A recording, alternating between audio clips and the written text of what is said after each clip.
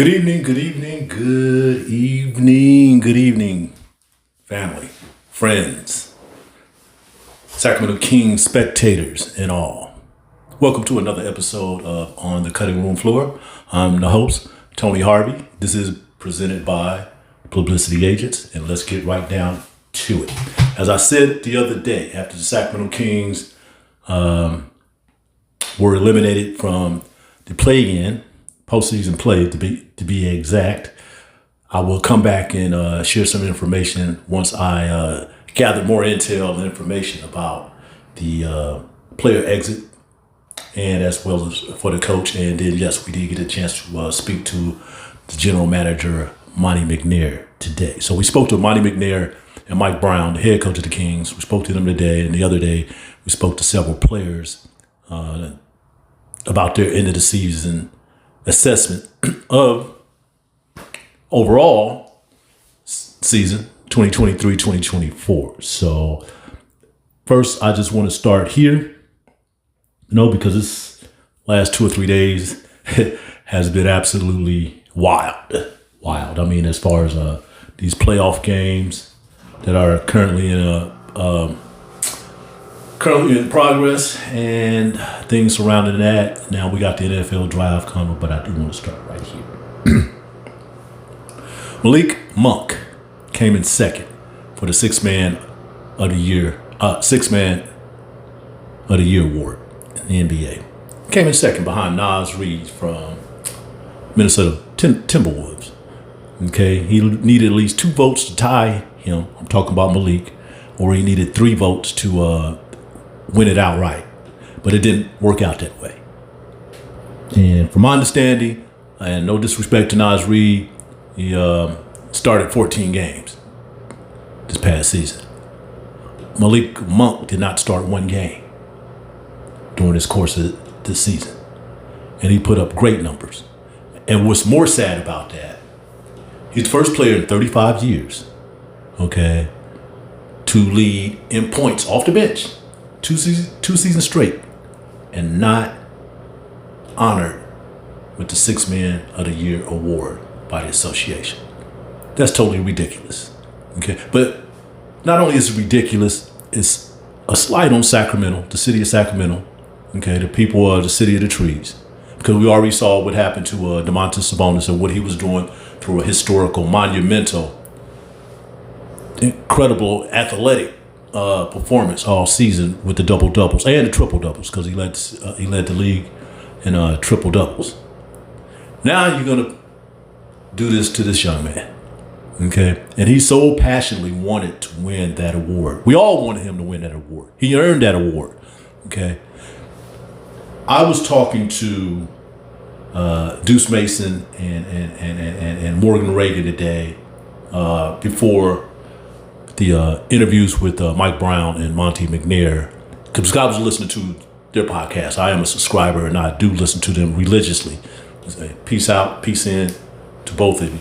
And we was having these discussions because at this time we did not know, where this was going to go.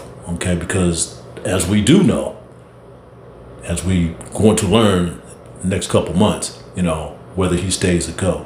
Okay, that these things are really critical to this organization. And I have not seen anybody like Malik Monk since Bobby Jackson 20 plus years ago. This type of performance, this type of aura that he has over the Sacramento fans, okay, this type of energy, this type of athleticism, because Bobby Jackson will tell you Malik Monk is far more athletic than he is, okay? And just a great stand-up guy. And I'm talking about Malik Monk. I have not seen that in 22 plus years. And the reason why I say that, because it's an overarching thing, okay? It kind of supersedes what Bobby Jackson was doing, because Bobby is beloved here. I don't care what bar he works in. Somebody's going to buy him a drink, or they're going to buy him dinner for the rest of his life in the city of Sacramento. As we know, he's an assistant coach with the Philadelphia 76ers. But this thing going on with Monk in these 2 seasons, okay, They need to hold on to him the best way they can. As far as these contract negotiations, we'll see what happens with that. But to snub him from that award, okay, that's disgusting. That is just straight disgusting. Okay, and we all know who these things come from. This is supposed to be the writers, the national writers, okay, reporters. Okay, I don't like to cuss, but y'all full of it. Everybody who didn't vote for Malik Monk, I'm sorry. Some of y'all may be my friend or associated, or I know you, whatever. Malik Monk should be the sixth man of the year. That's disgusting.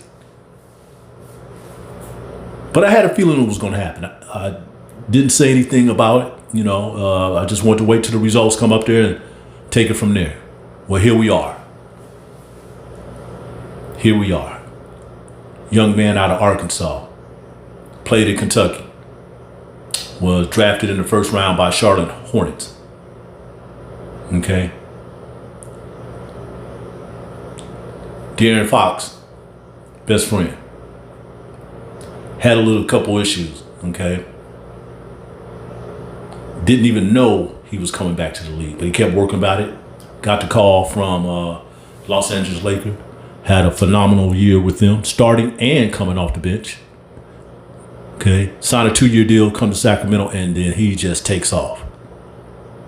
He just takes off. Understood his role from day one when he came here, because he came here at the same time that Mike Brown did. Told us what he was going to do.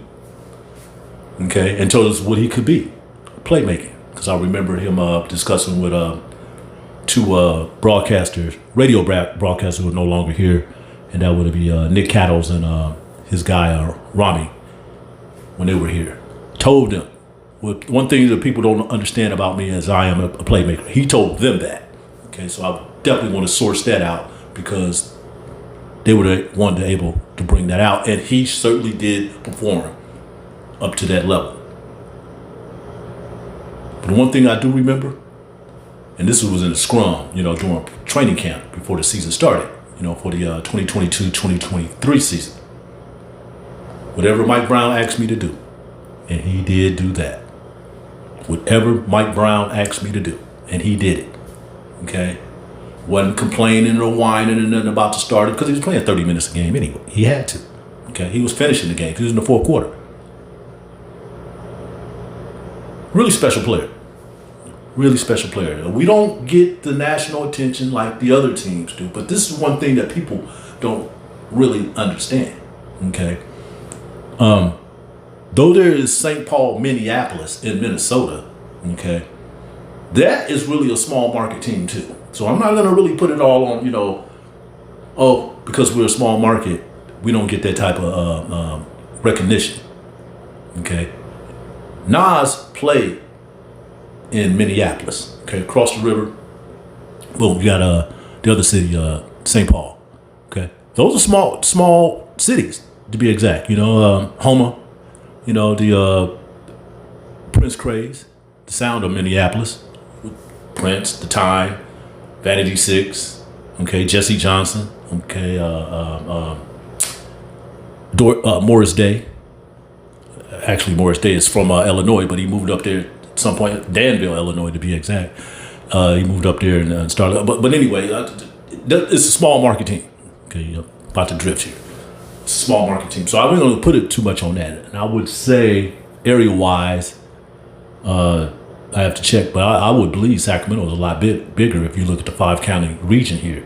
Okay, there's over 3.5 million people live here if you look at Sacramento County, El Dorado County, Yolo County, okay, Placer County.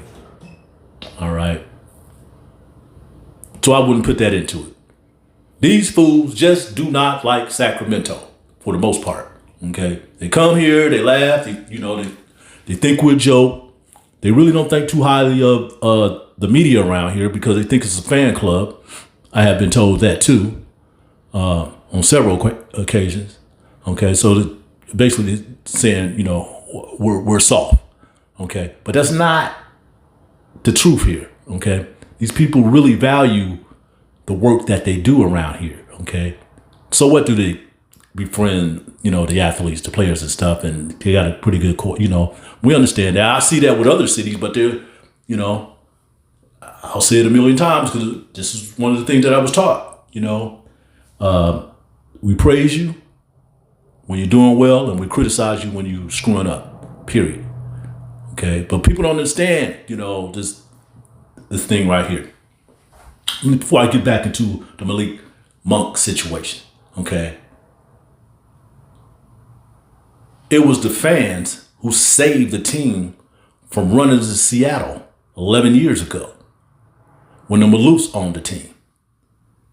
It was the fans, okay, particularly two people, and I'm gonna mention his name. I don't even know if I talk about that, but Carmichael Dave Wiegand, and the mayor at the time, Kevin Johnson, who used to play for the Phoenix Suns for about 11, 12 years. Okay. Without those initiating this thing, no Kings. Okay. The fans. And it's the same people, a little bit older, who had a lot of value investment put in this young man, Malik Monk. We believed in him. They were winning with him. They love him. He put up the numbers. He earned that. He earned that. All praise to the City of Trees, Sacramento, California. People got to stop that stuff, man. Stop that stuff because there's a lot of value in here, okay? Up and down, from the organization to the players, okay, to the fans, and to an extent, most of the media members, okay, who cover the team. This is it. When you're about to be a two-sport town here in the next 12 months, with the Oakland A's moving from the Bay Area here to where the River Cats play at in West Sacramento, Sutter Health Park. But we know. We are very observant of what's going on around here. We can't even get no calls, the whole nine. But just stop that. Stop that. Because I tell you right now, all that badness, all that fakeness, all this hypocritical stuff and laughing in people's place and then go back out there, get in front of the microphone, in front of, the cameras and start talking about bad Sacramento. Don't come here. Stay your butt wherever you want. This man should be awarded the Sixth Man of the Year. Hardware is his. But they gave it to Naz. They gave it to a guy who started at least 14 games. They gave it to a guy who's playing with a really good team, okay? They're number 3 seed, and they're playing the Dallas Mavericks. I think they're up 2-0. Yes, they are up. No, it's not the Dallas Mavericks. They are up on Phoenix Suns. Phoenix Suns is the number 6 seed. Okay, no problem there. You got it. But in my opinion, Mr. Reid, Malik Monk. So Mike Finch and his organization, his coaching staff, and Anthony Edwards and all them, great love, expect, Jay McDaniel, Rudy Gere, all of y'all, that you do have a great teammate. No doubt about that. But I don't think he did enough as did Malik Monk did. So that's where we are on that. I know we're going to be talking about Malik a lot more. His 2-year contract ends July 1st. He officially will be a free agent. And it doesn't look like the Kings right now at this point have the money to keep him here because that's what it's all going to come down to. Okay. Malik is behind on his rookie contract deal for those things that happened in between after he was drafted by the Charlotte Hornets. Okay. He is in a perfect position to get nicely paid nicely. Excuse me. To be paid really well. Okay. And that could be 4 years, $80 million, or that could be 4 years, $100 million. I'm putting it at anywhere between 22 to 25 per. Okay. That's where I'm standing off of it. The Kings can only offer him 4 years, $78 million, just a little over $78 million for 4 years. But there's other teams out there that's been watching this young man and they know he's serviceable and he could be that for his organization. Okay. He did mention the other day, I can go somewhere else and be making a lot of money, be playing, be in a worse situation. First thing everybody came to everybody's mind was Detroit, which is a mess. Right now, to tell you the truth, Brooklyn is a mess, but I do think they're about to get back on track because they did hire one of the Kings' own and Jordy Fernandez. He's officially been named the head coach. He's on his way. And with that shift, congratulations to you, Jordy. Luke Louts, he'll be moving into the associate head coach position that Jordy Fernandez occupied. So it's Luke's now, and I think, if I'm not mistaken, Mike Brown did mention the fact that Doug Christie, who's been around here for 20 years too, one of the assistant coaches, will probably be moving into Luke's spot. So he'll be third in line. Okay. Mike got a great staff, period, up and down. Really qualified, quality, good natured people, and true professionals, to be exact, up and down the line. So, yeah. So we're going to deal with Malik Monk and his contract. We're going to find out. To be perfectly honest, I'm not even 50-50 going with this. I really want to see him come back, but at this point, unless Monty McNair can, pull some strings, I just don't think it's going to happen. Okay. Malik controls his own destiny. Okay. He can do and say whatever he wants. He's driving this Bugatti now. Okay. And what he says goes. Money talks.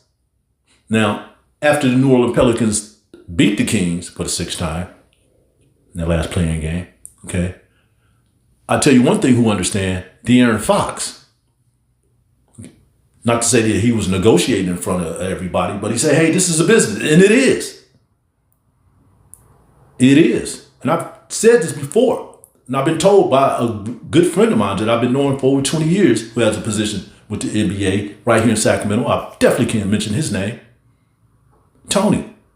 It's one thing about the NBA or any these four major professional sports leagues.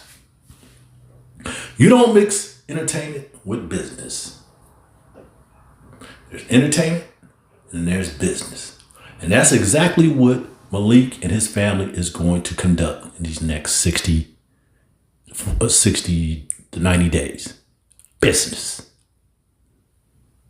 Because now he can put himself in a position that can take care of himself for the rest of his life, starting with this next contract. And if everything work out, he's only 26 years old, so that could end 29, 30.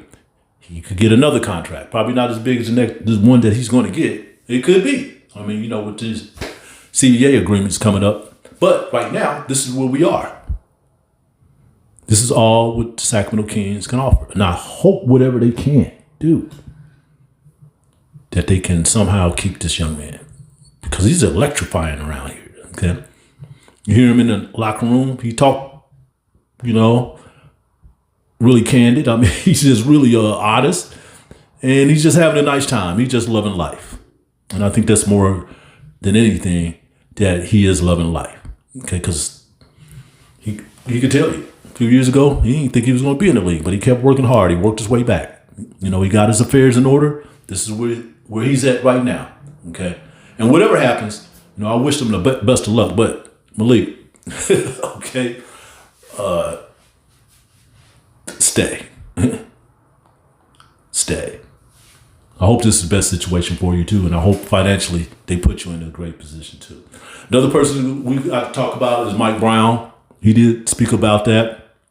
I know I've been talking about it for the last couple of months, well, probably 6 weeks, towards the end of the season, about his contract. Okay, on May 9th, 2022, Mike signed a 4-year, $20 million deal. Okay. We just learned in the last couple of days that it is really a 3-year deal. The 4th year is optional. So the team can pick up that 4th year if they like. But I think it's all going to be said and done by the end of this 3rd year. I think they should extend him regardless. Because everything that he had mentioned that he wanted to do, he's doing it, okay? The Soul has an organization now. He said that. The Soul has to change the culture. He's changed that. He's changed that. The organization has to have a soul. It has a soul. The team have to have a certain culture. They have a culture. The team, the franchise has to win. And they have been winning these last 2 seasons. It didn't turn out the way we wanted it to the 2nd season, but he's going in the right direction. So whatever it is, $5 million a year to start with, okay, I think he should be up there in the double digits, the $10 million range. This is just me talking. And the reason why I say that, because, he done been to a final. Okay. He done been to multiple playoff, postseason events in the NBA. He know how to win. Okay. He know how to value his players. And he certainly know how to evaluate talent as far as coaching. He has a great coaching staff. Those are people that we want around here, because this is the first time in 20 years that I've really seen the anatomy of how the coaching system is put together. Okay. I know I had these talks with Elston Turner when he was here. He was telling me the dynamics. And every time he would tell me this, I'm like, man, you should be a head coach. He's an assistant coach up at Minnesota with the Timberwolves right now. Okay. But this is, aside some things that, I'll probably expose a little bit more though, trying to do some good nature thing. Aside from that, from my professional, hey, I'll take accountability from that. But I wasn't trying to do some things that probably some people perceived that it's like, this is what we've been looking for. But now I understand, some of these things better stay behind the closed doors. But that's not what I'm talking about. I'm just the way he constructed his whole system, here in Sacramento, down there at that practice facility, and it flows out there on the floor at Golden One Center, G1C, is masterful. Absolutely monumental. That's why he need to be sticking around here. I know they're going to play it out going through next season, okay? But if he start off like 20-2 or 20-1, you better hurry up and sign him. And the reason why I said that, because if you wait too long to get down there to the season, to the end of next season, okay, and you have not talked to him, you're putting him in a good position that he was like, hey, well, let's just wait till the end of the season to talk about it, when his agent could be talking to somebody else, to another organization, franchise, NBA franchise. You don't want that. You don't want that. Okay? He got some more head coaching possibilities left up in it. Sacramento Kings organization. And I'm talking to Vivek Ranadive, and I am talking to, my good buddy, Monty McNair. You don't want that. Okay? Don't slip up and you get too far down in there. We're like, well, hey, cool. I did the best I can do here. Okay? We were winning. Okay? I put a soul in this organization. All right? We rebuilt the culture. And you're saying, okay, maybe not. There's nobody else who can coach this team. There's no one else who can coach the Sacramento Kings at this point. No one else but Mike Brown. There's going to be another head coaching position coming out of there. We just saw Jordan. Someone else. It could be Luke Loucks. Okay? Doug Christie. And quite honestly, I don't know about the NBA ranks right now, but I do know, okay, there was some interest from him coming from the college ranks. That's for a fact. I'm talking about Doug Christie. Don't know if it was an assistant coach or a head coach or anything like that, But he got possibilities. He got opportunities too. Okay, he's about to get another one right here through Mike Brown. He's about to start churning them out like a puppy mill and stuff. Hey, okay. He is a good evaluator of talent. And he knows because he's been through the rank. We done talked to, Mike Malone, got high praise for him. Of course, Greg Popovich, Darvin Ham with LA. Everybody knows this man a reputation. Okay. Cat used to play for the Boston Celtics. Rick Carlisle's coaching Indiana. Yeah, Rick used to play for the Boston Celtics. I think he played at Virginia too. He probably played with Ralph Sampson, if I'm not mistaken. But yes, they all had high marks for Mike Brown. So don't mess around and put him in a position where, okay, well, you kind of like, dragging your feet and stuff, and we come to the end of the season, so let's just wait. And then boom, somebody else come up and say, hey, give you this X amount and come on down and coach this team or wherever. Don't do that. Get him straight. Get him straight. Put extras on it. Okay. The only thing that is possibly, he was really reserved, in the way he was talking about that, because he knew he was going to be asked that question. Because we don't want these guys. We don't want Malik or Mike negotiating in the public. That doesn't work around here, Sacramento, especially with Monty McNair. You don't want to do that. You don't want to be negotiating through other third parties and stuff. I know Dante DiVincenzo, but he wasn't playing extremely well anyway. But he was trying to get into that starting lineup a few years ago when he was here to put himself in a position for a better contract. Didn't work out. Okay. Agent, had a couple missteps. He's in New York. He's getting paid too. I think he signed a $50 million contract. He's in the playoffs. So he's good. But the thing I'm saying is we don't expect anybody to play it out in the public, trying to get their business affairs straight with the team. Do not want that. The Kings have the 13th pick in the 2024 draft.